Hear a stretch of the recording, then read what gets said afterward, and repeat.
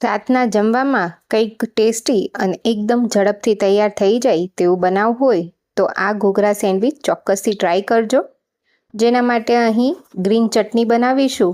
તેના માટે લીલા મરચાં, લસણ, આદું, ધાણા, પુદીનો સાથે કાચા શિંગદાણા, થોડો ચાટ મસાલો, મીઠું અને જરૂર પ્રમાણે પાણી નાખીને એકદમ ઘાટી આ રીતની ગ્રીન ચટણી તૈયાર કરીશું.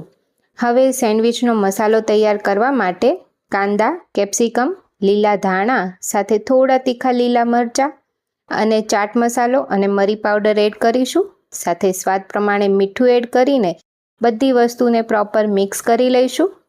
હવે સેન્ડવિચ અસેમ્બલ કરીશું. તો 3 લેયરવાળી સેન્ડવિચ થશે, જેના માટે ત્રણેય બ્રેડની સ્લાઇસ પર બટર અને ગ્રીન ચટણી અપ્લાય કરીશું. સાથે તૈયાર કરેલો સેન્ડવિચનો મસાલો 2 બ્રેડ પર 2-2 ચમચી જેટલો મૂકીશું અને એ બંને બ્રેડ પર 1-1 ક્યુબ જેટલું ચીઝ આ રીતે છીણીને લેવાનું છે અને આ રીતે સેન્ડવિચને અસેમ્બલ કરી લઈશું. હવે સેન્ડવિચ શેકવા માટે બંને સાઈડ ઉપરથી પણ બટર લગાવીશું અને સેન્ડવિચને એકદમ સ્લો ફ્લેમ પર આ રીતે વજન મૂકીને શેકવાની છે, જેથી સેન્ડવિચ બંને બાજુથી એકદમ સરસ ક્રિસ્પી તૈયાર થશે. તો મિનિટોમાં તૈયાર થતી અમદાવાદના માણેક ચોકની ફેમસ ઘૂઘરા સેન્ડવિચ તૈયાર છે. બહુ જ ટેસ્ટી બને છે. ઘરે એકવાર ટ્રાય કરજો.